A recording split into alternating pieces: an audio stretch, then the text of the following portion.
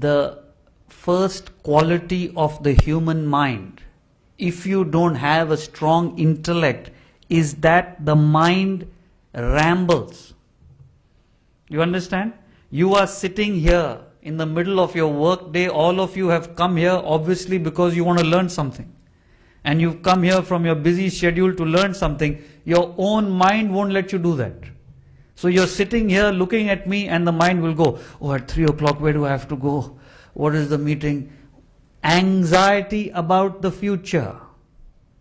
Or you are worried about what happened in the past. Last time when we had this meeting, I didn't make a good impression. This time, you understand?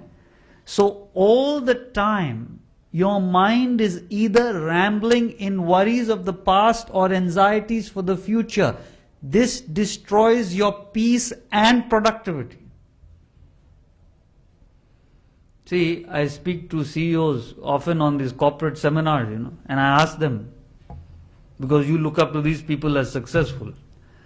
And I say, you guys are in the office 9 hours a day. How long are you actually working?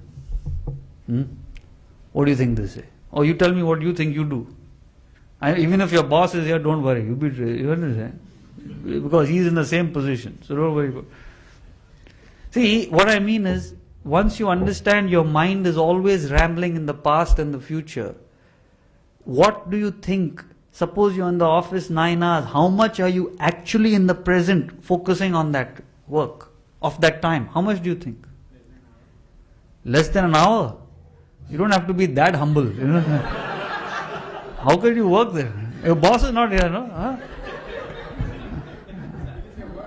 What exactly work means? Focusing on at that moment what you're supposed to be doing. Whatever you've been wanting to do. See, like over here, you've come here wanting to listen to this. Right now your work is to listen to what I'm saying. Your own mind won't let you. It'll go into, I told you, next meeting or previous meeting or what happened, what will happen. So what do you think in the whole day? What do you think it is? He says an hour, okay. 3 hours, okay. Anybody else? 6 hours. 6 hours is fab. You must be a big shot. See, most people, the general consensus anywhere all over the world is between 30 and 40%. Do you know what that means?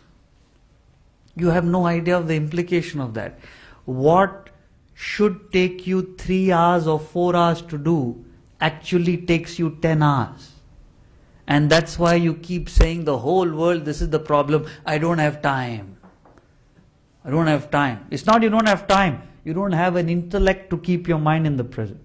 If you could do that, you'd have all the time in the world. And not only does this rambling tendency of your mind destroy your productivity, this is what causes you to be tired all the time and fatigued. That's why at the end of the day you need a drink. At the end of the week you need a weekend. Today's Friday, right? Everybody, have a great weekend, have a great... Why doesn't anybody say on Monday, have a great week? We'll put him in asylum over here. I really want to start that. Monday morning, have a great week. This guy's crazy, man. At the end of the year, you need a vacation. That's all you look forward to. So you are looking forward to getting away from what you do for enjoyment. What a sad life. Trying to get away from things to enjoy. Why? Because you're tired. Why are you tired? It's not because of your work. I'll prove it to you. Anybody here have a young kid, 3, 4, 5, 6 years old? Anyone? No? All thinking, not to have children. Good, intellect. So, see, what I mean is, father comes home from work, he's got a young kid, and the kid is jumping all over him. Dad, how are you? How is this? And he's like, okay, relax. I'm tired, man. I'm tired. And what did you do all day that you're so tired? You drove to work in your air-conditioned car. You went to your air-conditioned office. You had a few meetings. You had a nice lunch. Sipped a few cups of coffee. and then drove home in your air-conditioned car, and then you come home, I'm so tired, man. Oh, what a day. Huh?